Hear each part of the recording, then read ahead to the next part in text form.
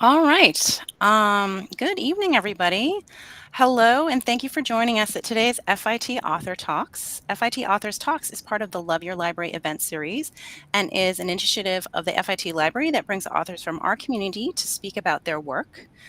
From photography to fashion illustration, fiction writing to art, these talks encompass a multitude of projects and themes and celebrate creativity. So today, our FIT author is Cora Harrington. And I'm going to go into a little bit of an introduction about the author and a synopsis of the book. So, Cora has a Bachelor of Arts degree in Sociology and Anthropology from Agnes Scott College. In her former career, she was an intimate apparel expert regularly featured in publications such as the New York Times, Bloomberg, Women's Wear Daily, Vogue, Business of Fashion, and the Wall Street Journal. Her writing credits include Allure, Elle, and Teen Vogue.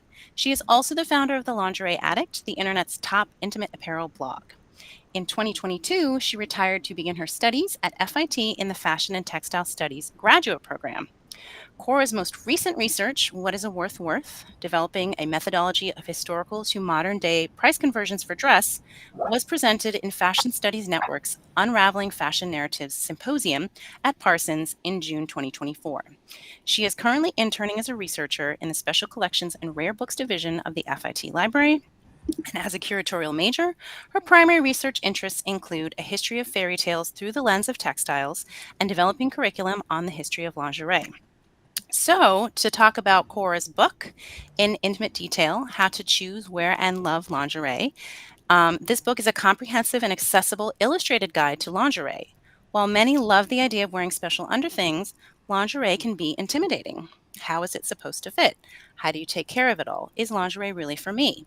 In this beautiful and empowering guide, lingerie expert Cora Harrington demystifies intimate apparel, making it accessible to all sizes, ages, and budgets.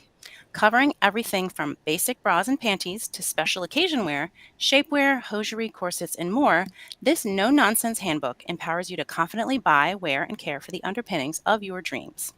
Recommended by Vogue, The New Yorker, Washington Post, and Elle Magazine.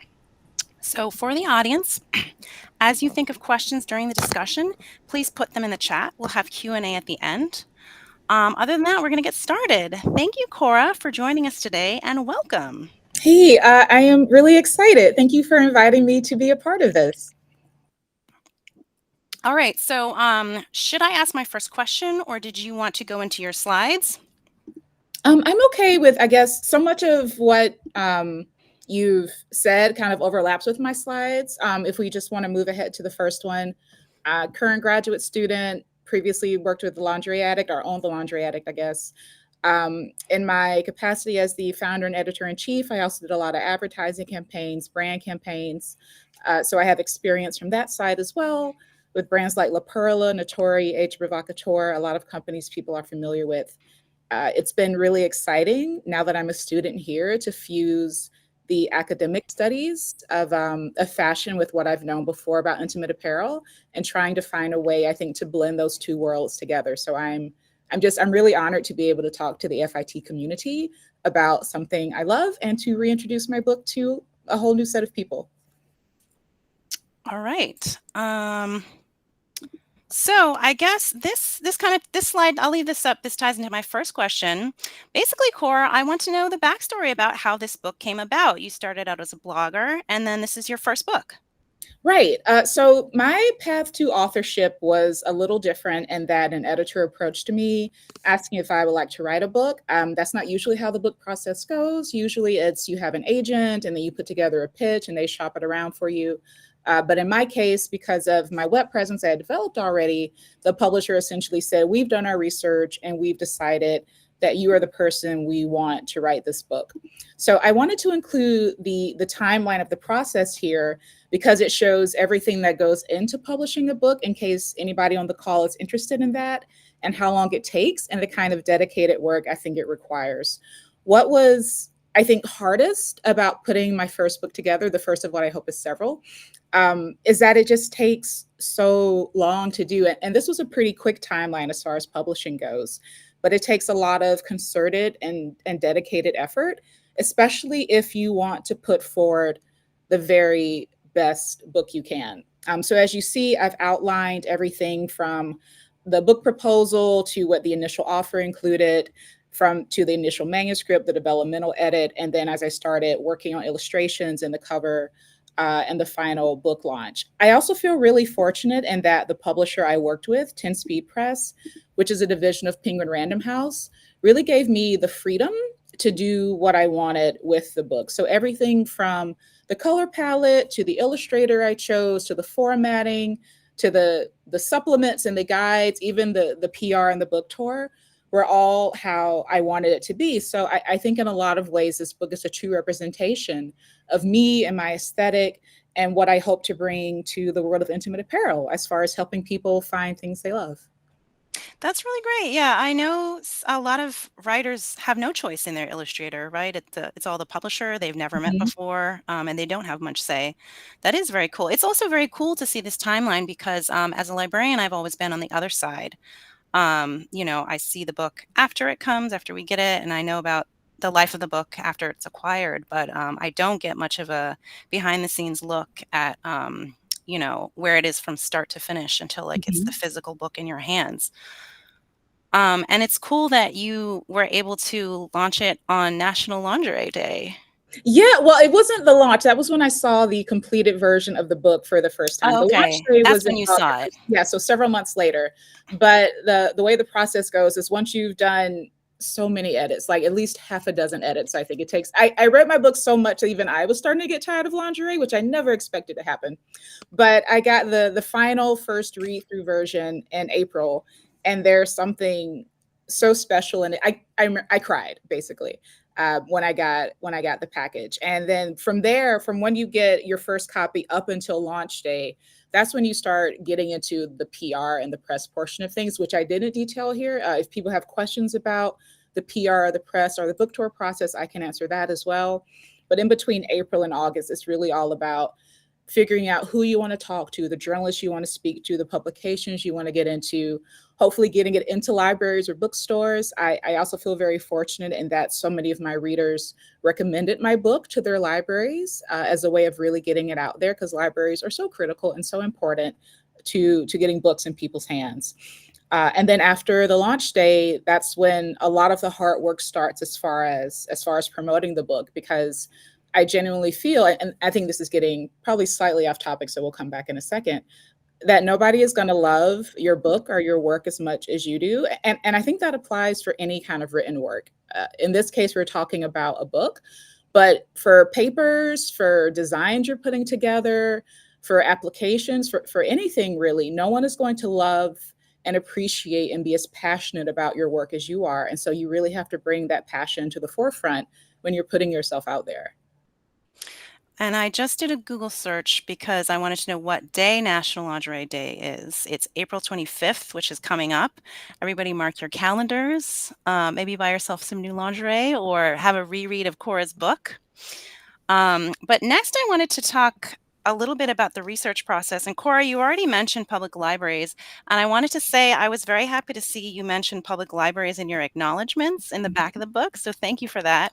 But yeah, can you tell us a little bit about the research process? Because I do see some sources in the back, and I'm curious about if you have your own library, like personal library that you used, or this involved a lot of research visits to public or special libraries. What was that process like? So the books that are in the references or the further reading section are the ones that at the time my book was published, I think I thought of and genuinely still think of as kind of the definitive history guides or books about the history of intimate apparel in terms of if people want to go more in depth into the subject, because my book is very much around like shopping and self-help and learning to love intimate apparel in terms of wearing it. But if someone wanted a more academic treatment, then that's what the further reading section is about. And I actually just forgot your question. Could you say it again? Just the research process. Right. Um, the I think the important thing with a book about intimate apparel, which isn't covered very frequently, at least not in the way that I cover it or the way that a historian would cover it, is to be accurate with your terminology. And specifically with my book, since I wanted to focus on explaining the topic and the subject in an easily accessible way, it meant getting very familiar with the language and with the history, with how to shop for things, with the buildup from, say, corsetry to underwires. Even though that isn't all included in my book, there is a little bit of history at the beginning of each chapter. But even though this isn't a history book, knowing about the history of the industry and of the products in general really helps with not just knowing what to include, but also how to explain it to other people. I do have my own personal lingerie library. Anytime I run across a book about intimate apparel, I pick up a copy. So I have also a lot of out of print books. I keep things like catalogs. One of my most recent acquisitions is getting a set of 12 early Victoria's Secret catalogs from 1979 to like Wow. 1988, which I'm Nice. very excited about because those are hard to come across.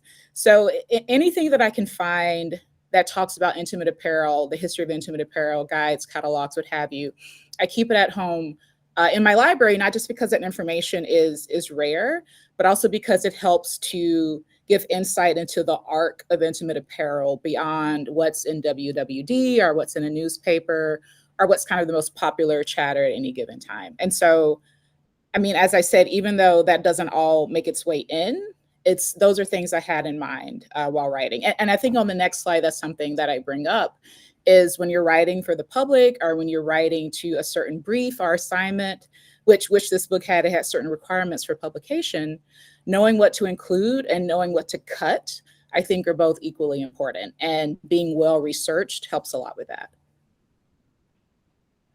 I'm curious, are you able to share things that got cut? Uh, I don't remember if things that got cut. It's been a minute Hopefully they since were I not picked this important and up. that's why they got cut. Well, I remember that there were things around, some people wanted me to include more about different types of fabric, for example, Mhm. or to go into more detail about types of fabric, which isn't something that I talk a lot about. And some people also wanted a section on how to make lingerie, which isn't something that's included. Some of that is because I am not a maker and I wanted to stick to what I know. But also, there are books out there that are dedicated guides to making intimate apparel. And I think knowing what you're not good at is also very important because if there are people out there who can explain something better than I can, then I think it's my responsibility if what I'm passionate about is knowledge is making sure that I send people to those who are more qualified than I.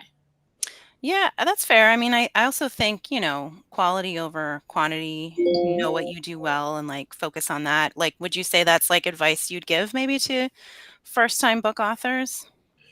I would say to know what you're about, to know why you're doing what you're doing, and that will also help to guide your end product.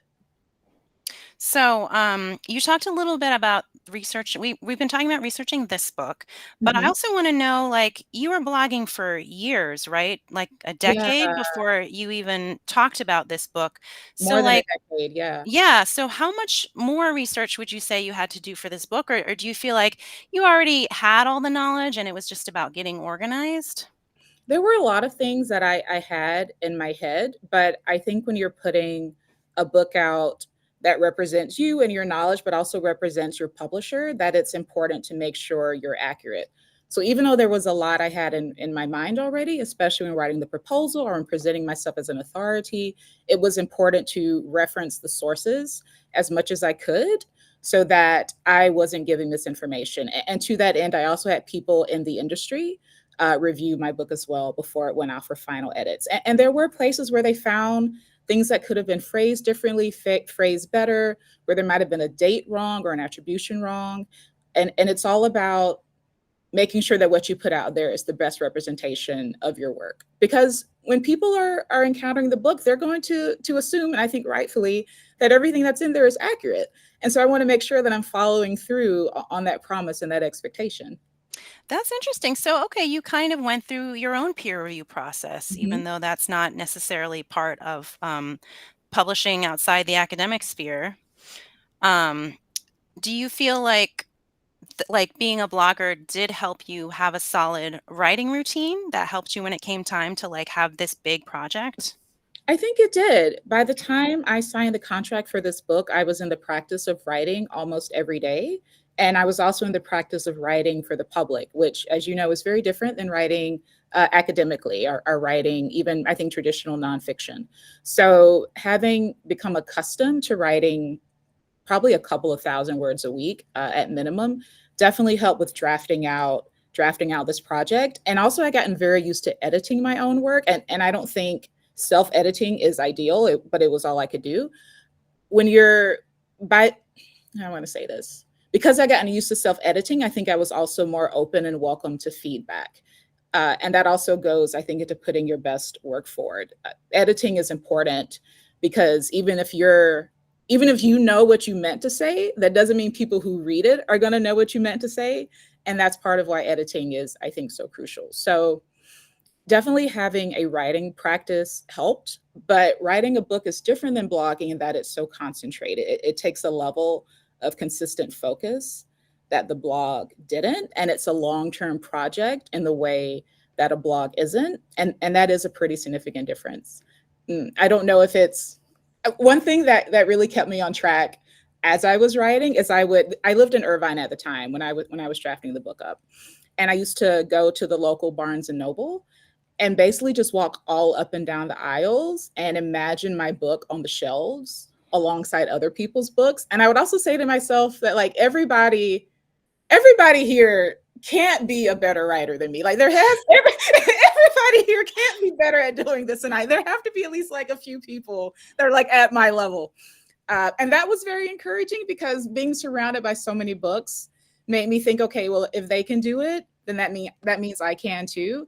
And I've taken that mindset, I think, into academia as well, where, I mean, I'm surrounded by brilliant people, obviously, other fashion historians and academics, but my mindset is if all these other people can do this work, then certainly there is space for me as well.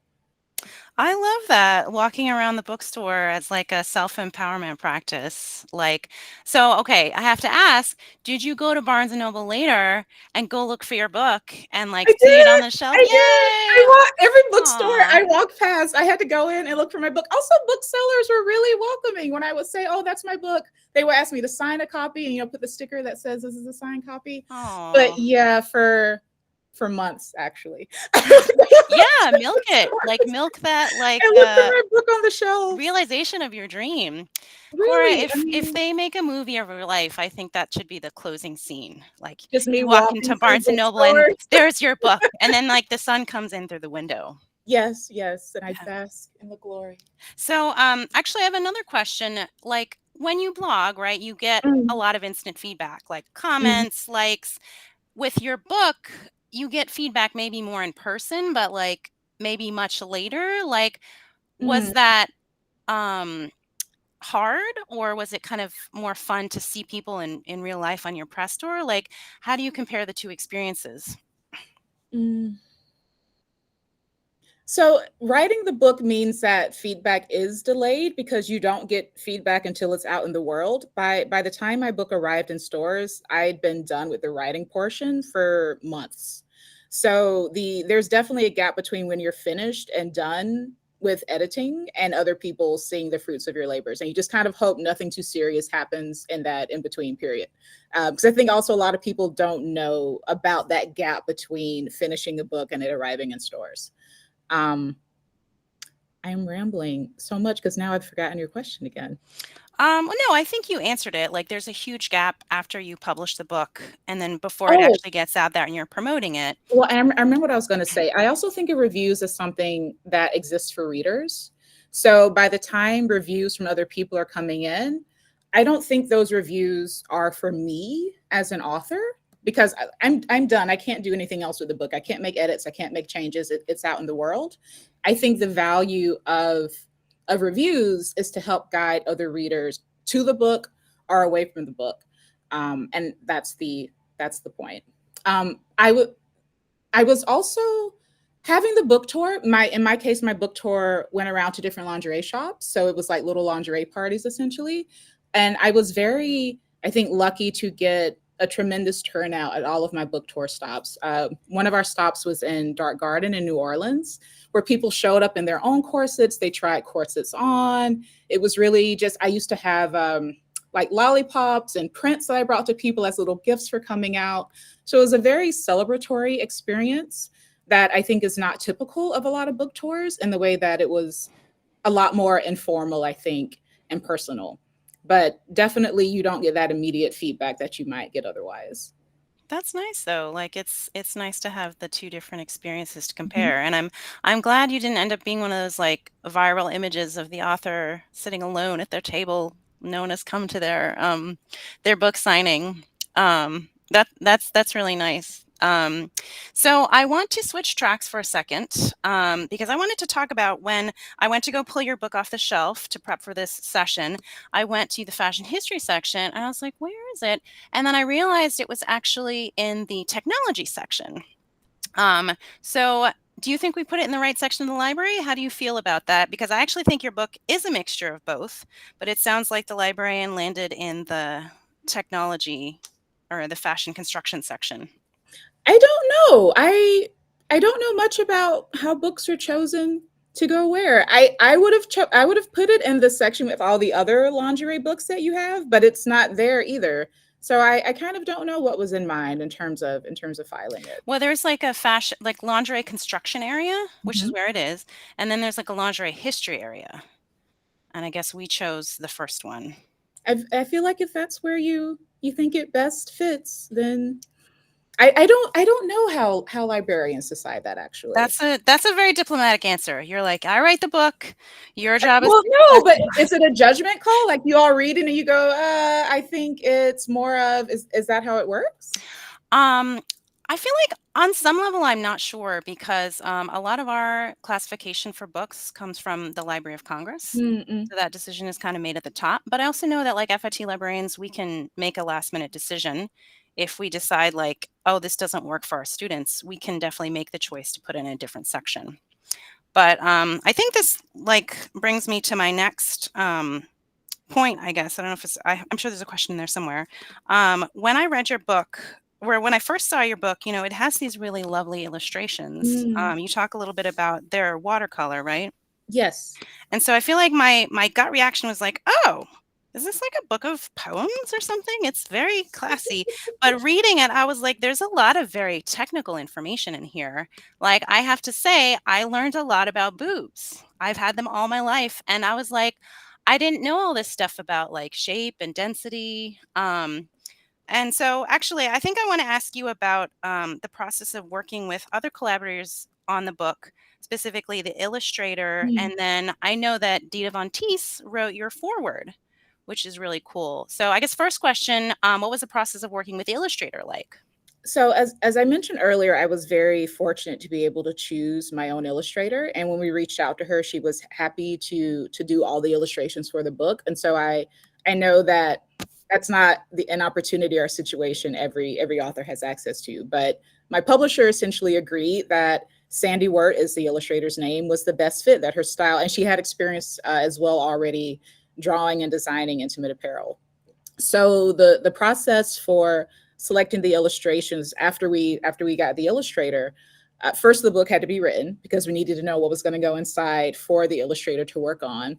Then after that, we chose certain sections or pieces or looks that we thought would be best for illustrating. So the bras, for example, we want to have an illustration for each type of bra, each type of underwear, and then we wanted to have a feature illustration at the beginning of each chapter, our feature illustration for certain segments, like how do you assess quality lingerie or how do you wash lingerie. And so what I did is I went through my site.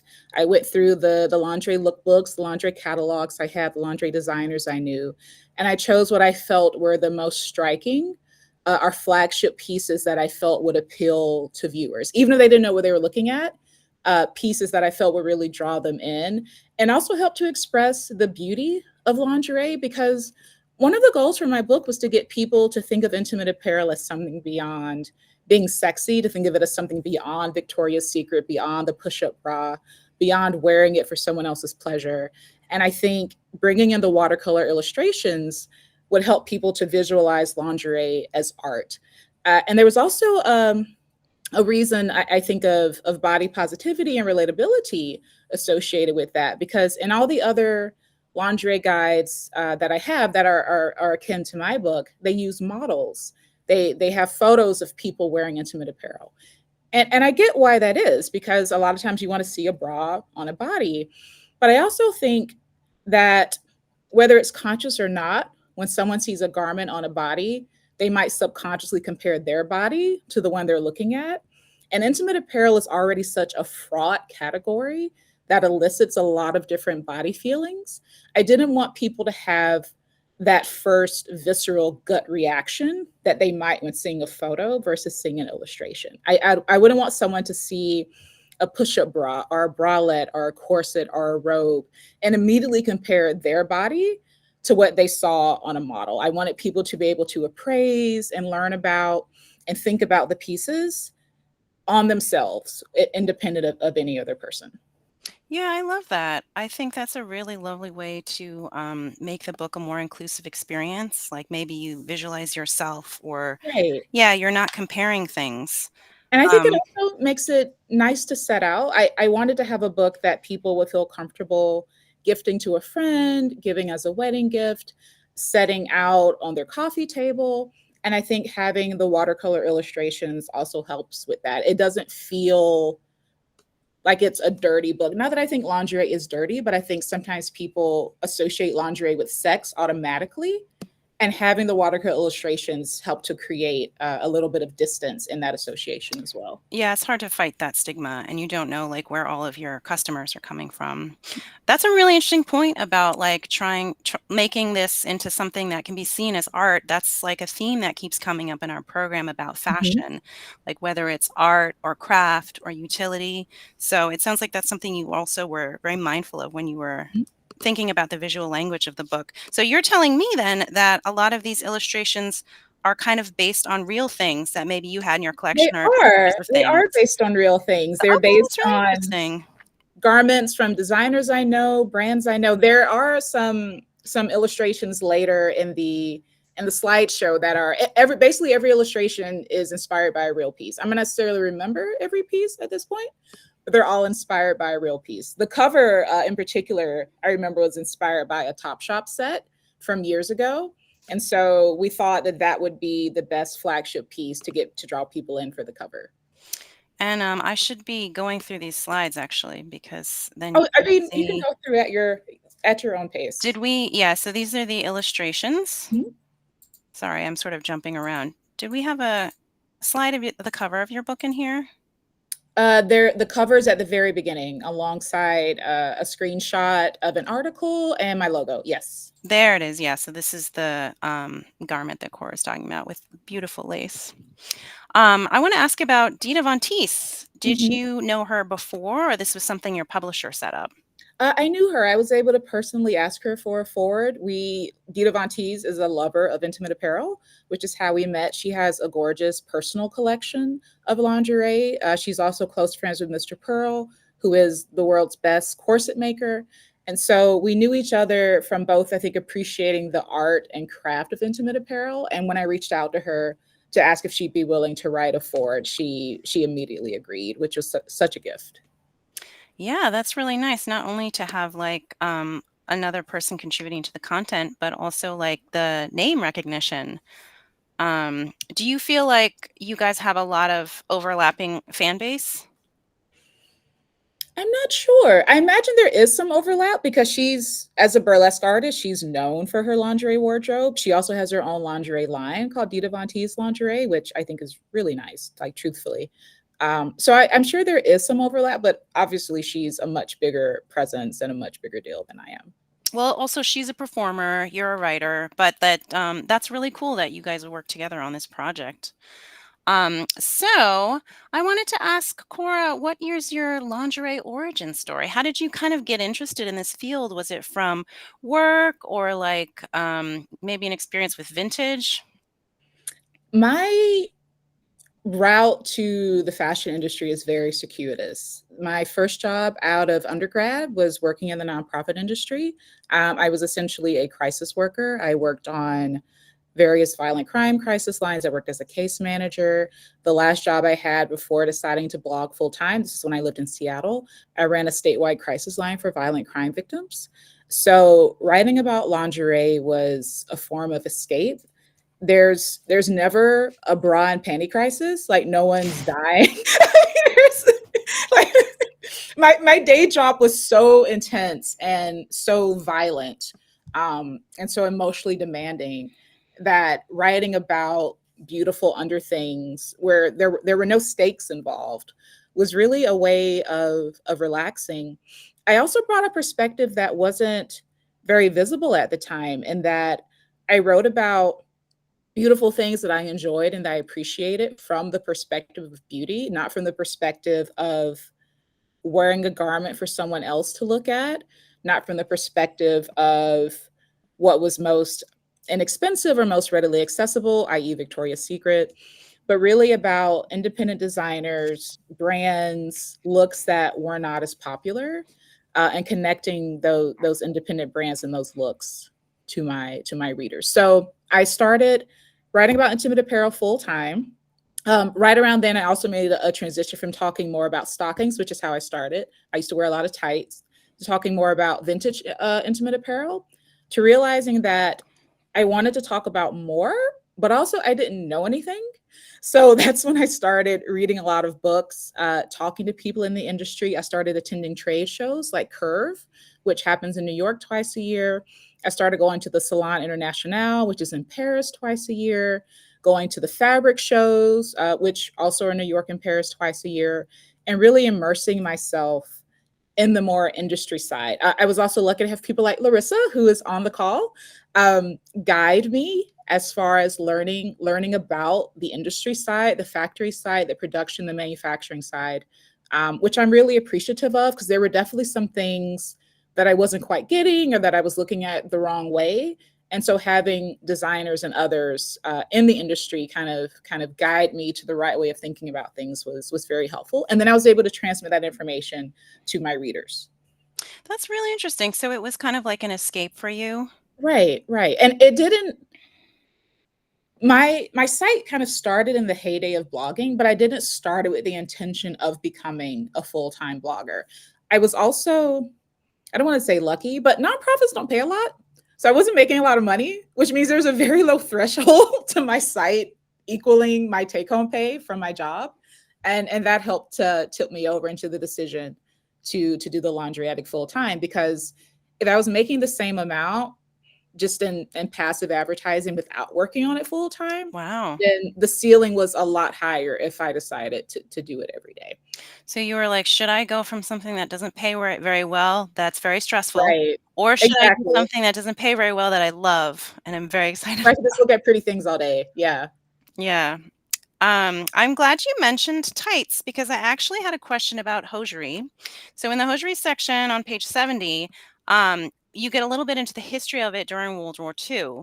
And you talked about a story that actually I've already known about, but haven't thought about in a while, how during there wasn't a lot of nylon available during World War II. Right. I think they needed it for parachutes or something. So women would paint their legs with walnut juice and gravy. I'm reading a quote from your book, Mhm. and draw a seam on the back of their leg. So I've heard this story a bunch of times, and I feel like I can't quite believe this. It feels like so much work.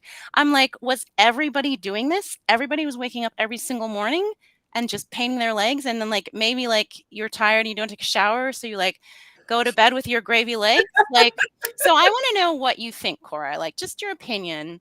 Um, do you think that this was a really widespread practice, or do you think like, there's one picture in Life magazine and suddenly like everybody thinks a whole generation was doing it? What is your opinion? If I had to go back and rewrite that section, I would include that it wasn't just gravy and walnut juice, it was also leg makeup, like pancaked leg makeup on. And it's very funny that you asked that, because I've been spending a lot of time in Spark Special Collections, looking at a lot of sources from the World War II era, different magazines, different sketches and things. And there are a lot of advertisements for spray on stockings and instructions for painting your legs to look like stockings. So it was definitely a common practice. It was common enough for there to be ads in magazines like Glamour. I think it was Glamour I was looking at. And I don't think there would be advertisements for the product if it wasn't a thing that women were looking for. So it was definitely something that was happening. Okay. I'm still like skeptical, but then I'm like, you know what? we have all these spray tans now. Maybe it's just like a different generation and Well, I their mean, beauty because people, practices. it was like how you had to wear gloves and a hat if you left the house. You also had to wear stockings to be fully dressed. And so I can see how that would be a product that took off. Yeah. Okay, so interesting. So you think it was like fairly common and Mhm. widespread, and yeah, it sounds like Maybe I should do a blog post for Spark about it. I was gonna say someone should do a QP. Maybe there's another book or an article in there. I think that would be an interesting topic.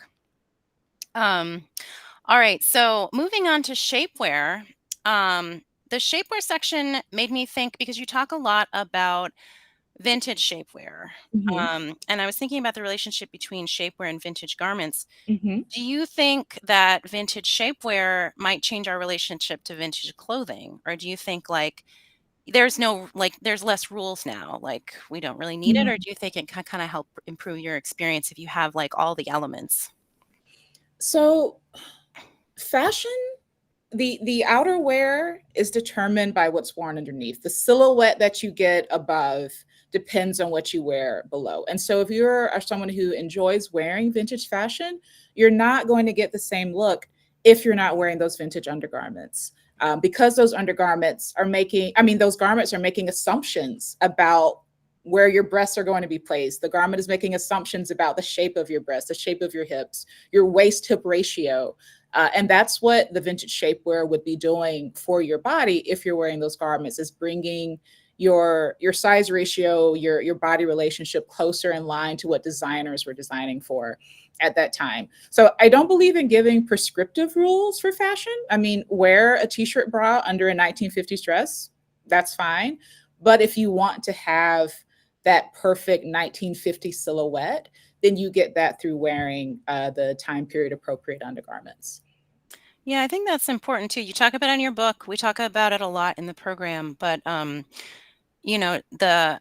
desired shape changes Mhm. from decade to decade and century to century. And so we have concepts about like beauty that Mhm. are kind of grounded. Normality. Yeah, that are grounded in where we are. And so we don't realize that like those pictures from the past, those photographs in the past, there was a lot of shaping going on. Mhm. There were like different ideals that were physically shaping the garments and the undergarments. Well, and not just that, something that I've talked about that I think a lot of people don't think about unless you're a fashion student or in the fashion industry, is that when we're looking at these garments from the past, many of them don't have stretch. Many of them have been tailored and tucked in or taken in. And so part of what's giving the definition or giving the silhouette is the lack of stretchy, elastic lycra that's in everything today. So it's not just about the shaping or the shaping underwear. It's also the actual materials are completely different than what they used to be. Yeah, and Cora, like I said, like you have this beautiful watercolor illustration, but it's actually a very technical book. And one of the things that I really enjoyed reading about was how technology really affects the history of lingerie. Like you talked about stretch. Um, what are some other things? Like the introduction of different materials, the use of metal. You talked also about how materials that didn't exist before certain decades can help you date a vintage garment. Mhm. And colors that didn't really exist in earlier decades or weren't popular can also help you date a vintage garment. So it's really interesting to think about the relationship between technology and lingerie and how that's also like part of the story. Agree. As shown in our exhibition downstairs, where we're talking about technology and metallic materials. So much of the story of fashion and fabric relies on technology. When lycra starts being introduced en masse to intimate apparel, every ad mentions lycra and stretch and how you can bend and you can jump and you can twist now that there's lycra and everything. And we take lycra for granted now. We Some people might think there's too much lycra in everything, but that's an example of what people were wearing before and how that new technology would have been so impressive and amazing at the time. You can also see the same thing with hosiery, silk hosiery versus when not garments, textiles like nylon and rayon were introduced. The language around brand new nylon technology is it's more durable than silk. You can do more with it. It's not as heavy. So definitely the technological story is an essential part, I think, of understanding how people related to their garments in ways that would be different than how we relate to them now. Yeah, it seems Oh, and oh, I'm sorry. The other thing I was thinking about as well is that so many lingerie innovations and bra innovations are only possible because of technology. So much of why intimate apparel works the way it does, for example, is because of synthetic fibers. So there are certain expectations that we have of our undergarments today that just wouldn't have been possible back then because the fabrics literally didn't exist. yeah, it's amazing to think of the revolution in intimate apparel that must have happened throughout the 20th century. Mhm. The Um, invention of polyurethane and molded cups is another big one. so I am looking at the clock and I'm realizing that we Oh, have about 15 minutes left. So we should turn it over for Q&A. So everyone, if you have a question or even a comment, feel free to put that in the chat and we'll start reading them out.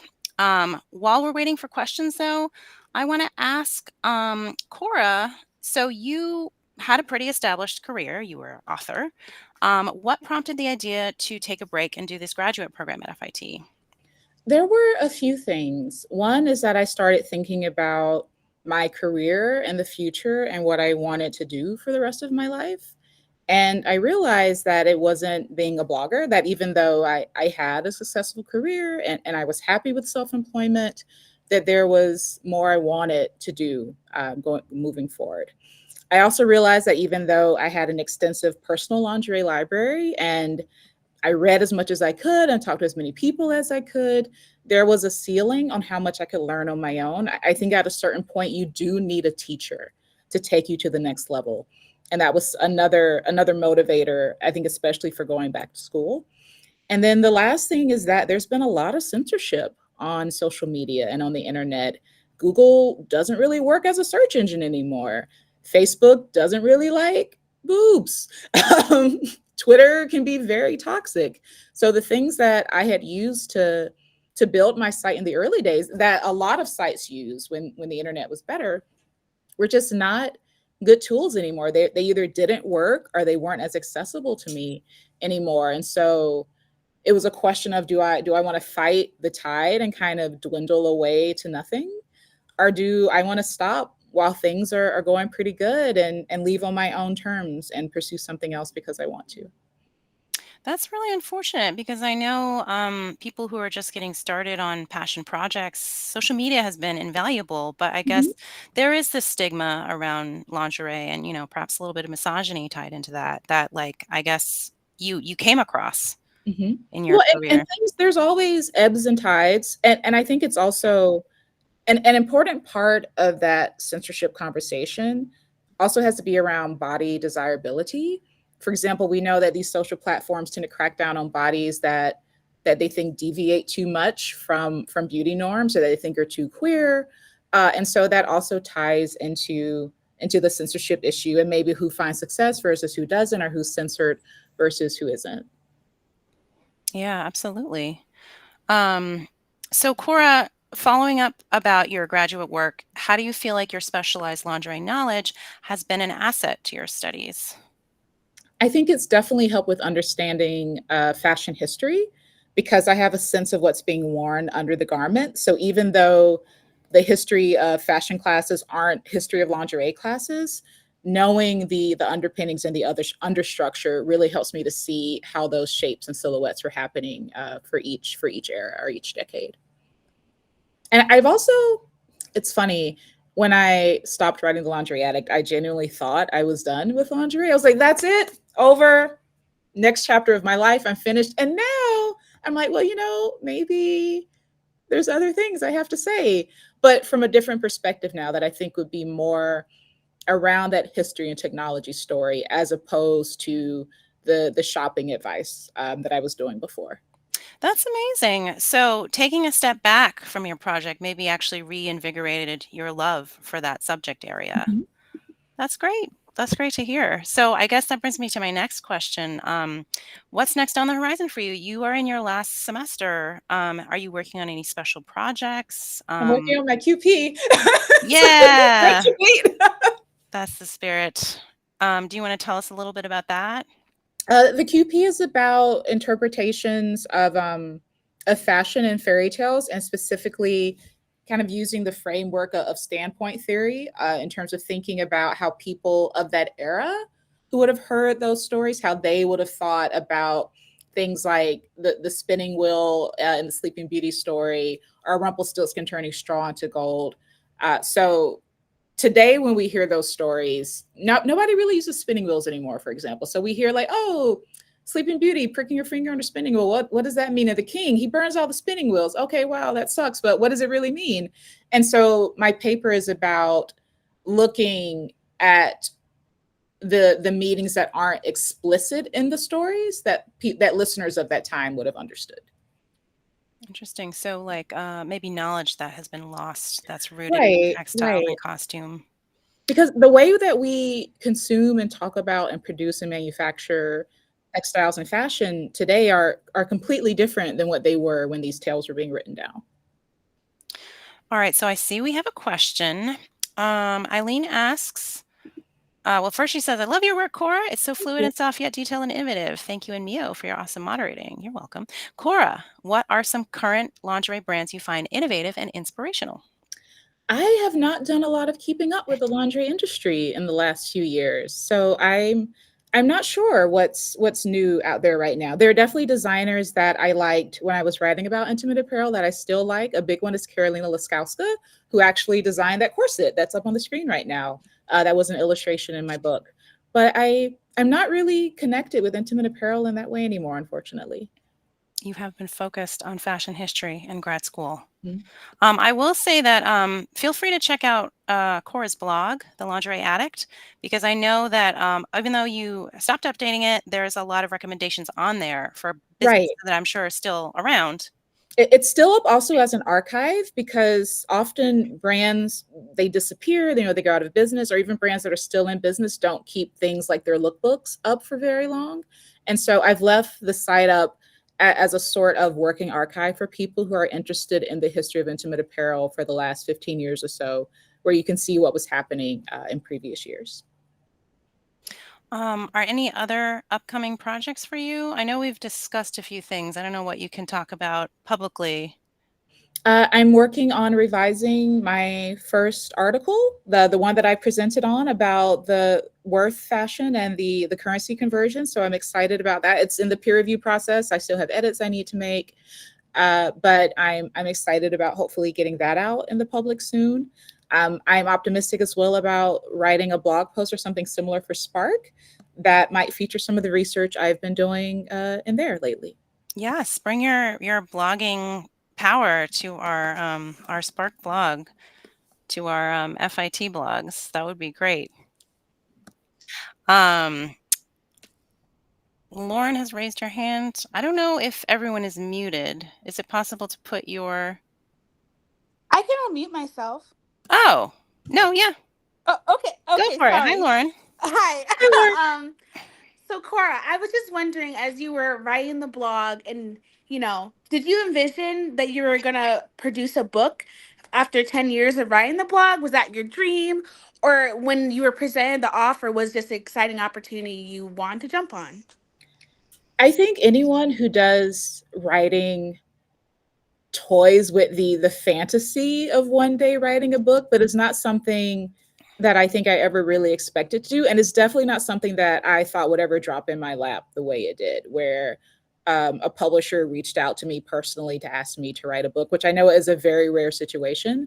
And it was something that I wanted to take advantage of and do my best work for, not just as a representation of my work, but I think also an expression of gratitude for what was an extremely rare opportunity. So, yeah, I guess you can unmute yourself. I think we were muted during the talk, but if you want to just jump in verbally with a question. And also, we have 10 more minutes. Feel free to put more questions in the chat.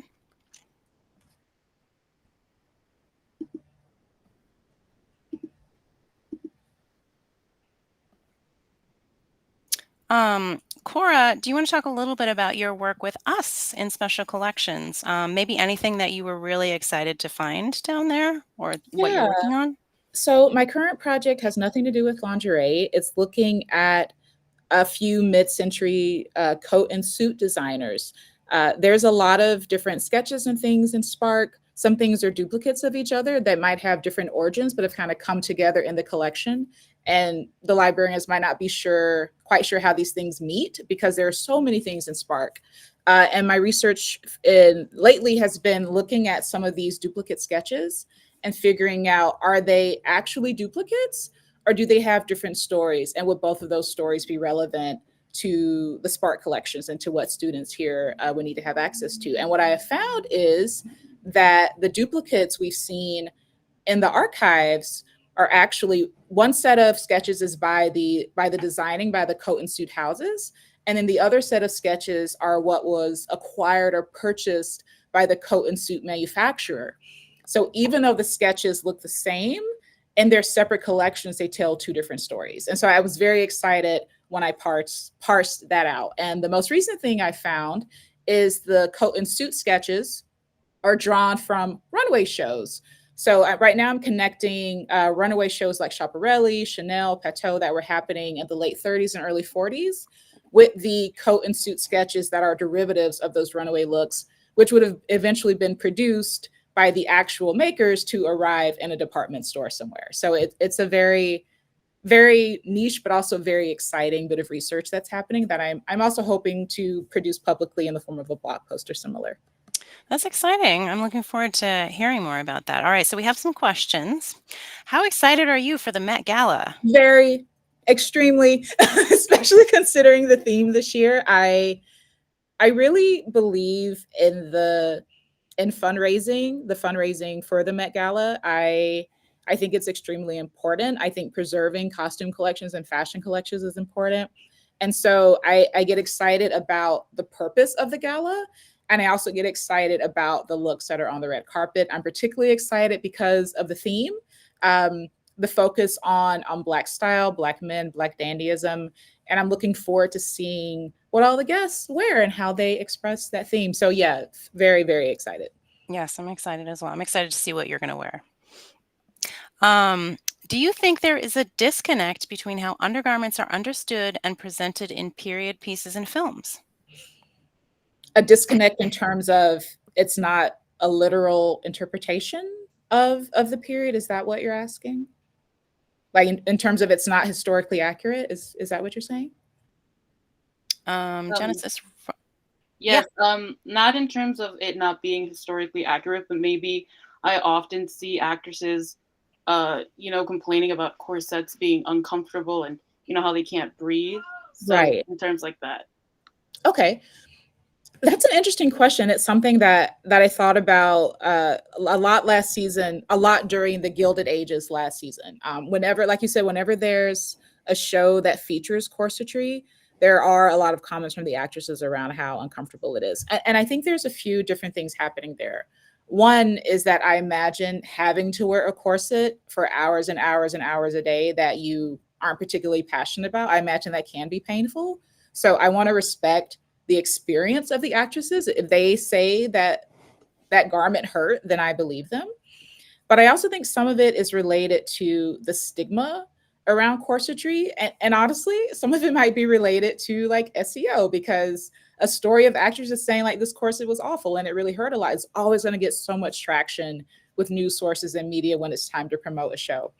And then also, it's true that sometimes these corsets aren't very well fitted, or that the director or the actress or someone else may want it to be laced down as tightly as possible. And so those are also things that can contribute to discomfort. So yeah, I'm kind of three minds about it. I want to validate the experience of the actors and actresses who say that it's uncomfortable. I believe them. But also there's, I think, incentive from media to kind of amp up the uncomfortable story because it always gets clicks. And there might also be some issues around fit and styling that contribute to that discomfort.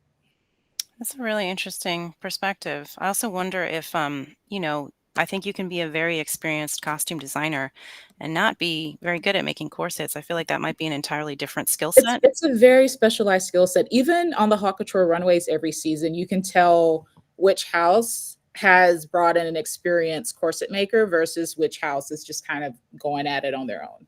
Interesting. All right, we have another question. Do you foresee a similar book focusing on lingerie for men? I don't know.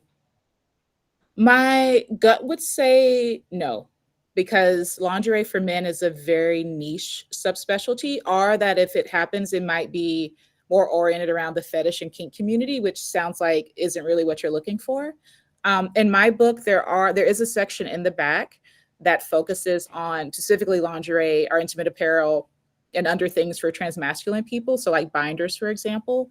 But I don't know if there would be a book that's only about lingerie for men that comes out anytime soon. Maybe if there's like a new book about intimate apparel, that might have a section on lingerie for men, but it's a very niche category, and unfortunately is also heavily fetishized, which would affect its marketability in the broader book market. If that answers your question.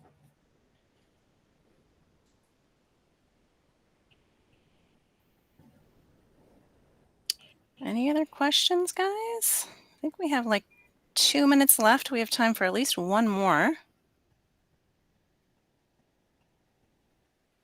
I also just want to say thank you to everyone for showing up. Like Mio said, the worst thing in the world is just to be sitting somewhere, like twiddling your thumbs, hoping someone comes by. So I really appreciate you all making the time and sitting through the chat and being here. It really means a lot to me. Yeah, and I see some familiar names and faces out there. Thanks for showing up to support, guys. All right, so if there's no further Oh, and yes, questions, I do have one of the original watercolors, and my husband also reached out to the artist and got a large size print of the book cover to put on our wall. aw, that's a nice memento. All right, if there's no further questions, thank you so much, Cora, for your great presentation and talk. For more information on FIT authors or how to submit to be featured, go to the website at authors.fitnyc.edu. You can also follow us on Instagram for info on upcoming FIT Oh, authors talks at I'm FIT sorry. NYC Library. Yes. There's one more thing. The book is actually currently on sale. I think it's $5.99 on Kindle and iBooks, and the hardcover is also on sale on Amazon for $15. So it's pretty inexpensive right now if you haven't gotten a copy yet. Get it before it goes out of print, everyone. Yes. All right. Well, thank you so much. Thank you again, Cora, and thank you everyone for attending. Yes, this was a really lovely talk. Bye.